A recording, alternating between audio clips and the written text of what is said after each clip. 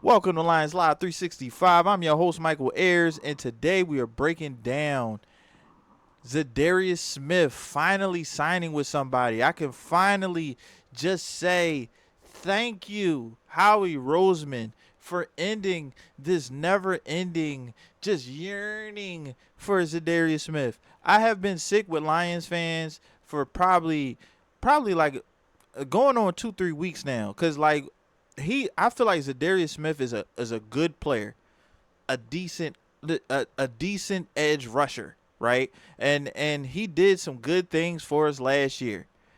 I don't think he did $11 million worth of good things. I don't think he did a $9 million worth of good things. Because the reality of the situation is, if I had to choose between Anzalone and him, I'm picking Anzalone, right? And a lot of people are sitting there like, oh, we got capped this year. Why aren't we spending it? We're negative 30 something million next year. They're rolling that money over.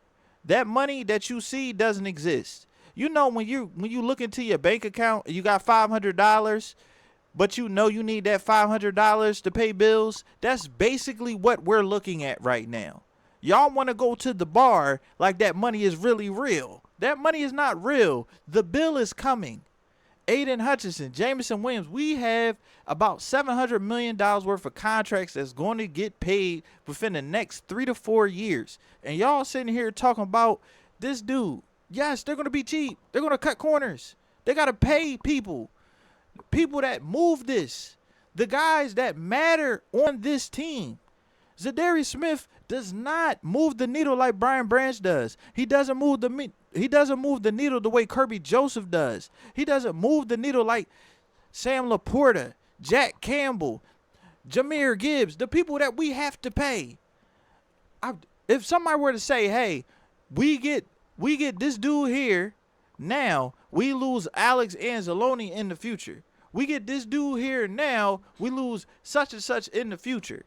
When you think about it, Howie Roseman has paid his main stars already. The only star that they're probably going to pay in the future is Jordan Davis. Quinyon Mitchell, who's years from now. Cooper DeJean, who's years from now. O-line's already paid. So they're going to play with that money. You're not always going to be like every other team. Every other team ain't in your situation. Every other team don't plan on paying $400 million. Like they literally plan on paying $300 to $400 million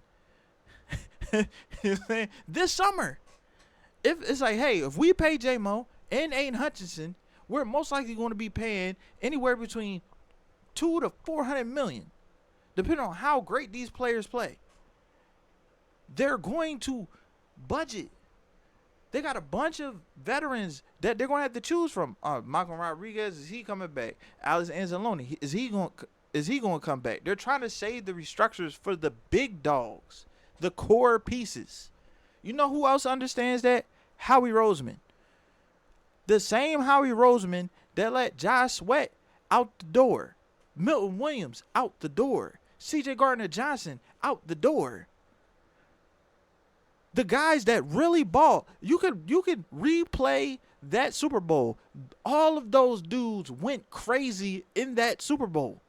Four and a half sacks out of the 6 that the Eagles had in the Super Bowl, they let walk because they understand who their core players are. We are not going to be jeopardizing being able to pay our guys in the future for a 30-something who missed training camp. And y'all worried about Davenport. I don't care about Davenport. We got a $97 million player that's going to be back in a month. You understand what I'm saying? $97 million. Aleem McNeil going to be back in a month. Our pressure is going to come from the interior, and it's going to come from Aidan Hutchinson. Y'all see the difference between just plugging in a regular player and a superstar. When Jalen Carter spit on Dak Prescott, one of the most dominant rushes in the league turned super pedestrian. Superstars make that type of impact. I feel like y'all saw them injuries and y'all completely forgot how good this defense was before everybody got injured. Look, I promise y'all we're going to be a top 10 defense in points per game. We are going to have We're going to be top 15 in sacks. We're going to be bringing pressure from everywhere. I'm trying to tell you. Everybody's worried about sacks and pressure and Davenport and all that. I don't care about Davenport. I know the pressure is going to be coming from the interior. I know the pressure is going to be coming from Alex Anzalone. It's going to be coming from Derek Barnes. It's going to be coming from Aidan Hutchinson. We are going to be top 15 in sacks. We are going to be top 10 in points per game. We're going to be one of the best secondaries in the league. And we're going to be top 15 in point guard in turnovers. Maybe even top 10. We're going to be a top 5 rushing defense. And I know these things because at the end of the day, it charts from where we were. Our talent is going to be enough to get us through. I think our coordinators are going to learn on the job, but I believe that they're ready. This is different. People keep comparing it to the Eagles. The Eagles were surprised by their coordinators leaving. Our coordinators have been interviewing for 2 or 3 years. If you think Dan Campbell didn't have people in mind, wasn't talking to people, you are on drugs. They have literally been grooming all of these coaches for the most part to be ready to get into different roles. Kelvin Shepherd has been under a wing for 2 years. Like we have to not fall into the I swear it's like they trying to brainwash people into like not using their eyes, not believing in what they've seen. Cause I'm sorry, bro, we just went 15-2 with the whole defense going. I can call the defense. And it's gonna be better than last year. Bro, what? We pulled Jamal Adams off the street and beat the Packers. Jamal Adams like 3 other guys. And they were starting. And we sitting there like, well, I don't know about the defense. No team has gotten better from the playoffs to today than us. You get Aidan Hutchinson back. We're gonna Aidan Hutchinson back. You got your starting linebackers. You got a guy that was very important to your scheme, and Derek Barnes, who was really turning the corner before he got hurt. The guy that ended the Bucs game. That guy. We got Tyleek Williams. We got another weapon on offense.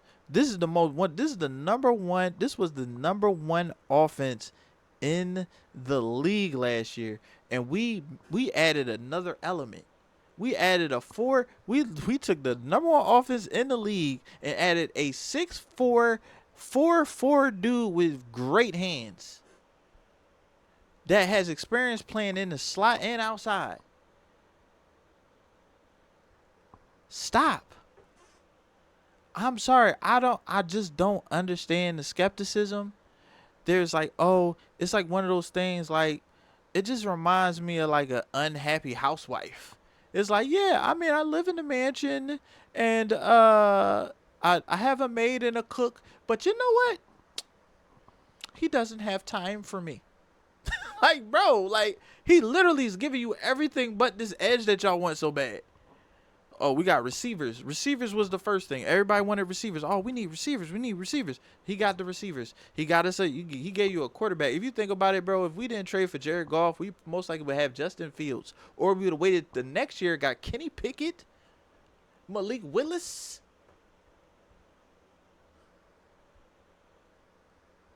Huh? No. There's just certain things like, bro, like we can't. The Brad Holmes said, I'll never get it. I'll never understand it. I'm sorry. I'll just never understand it, bro. I'll never understand it. Dan can do what he want. Dan can be out here not kicking field goals, going for it 55 times, but he can do what he want. He can send 12 men out onto the field. He can do what he want. But Brad? Oh, Brad make a mistake. Brad can hit on 3 gold jackets and a Pro Bowler. They'd be like, well, but that 3rd round pick though.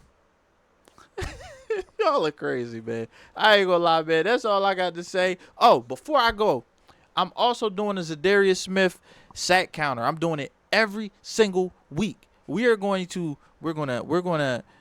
doing it short. is going to be how many sacks Zadarius Smith got this week. Because y'all kept reminding me about Zadarius. I'm going to remind y'all. We're not going to forget about it later on in the season. I'm doing Zadarius counter. We're going to count where we rank in sacks. We're going to count our the pass rushers, linebacker, or D tackle who got sacks that week. And we are going to say we're going to actually count how many sacks Zadarius Smith got. And we're going to do that every week.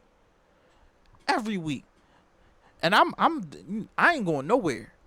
All right. And whether it's game day, draft day, or any day in between, is Lions Live 365. Please like and subscribe. Peace out.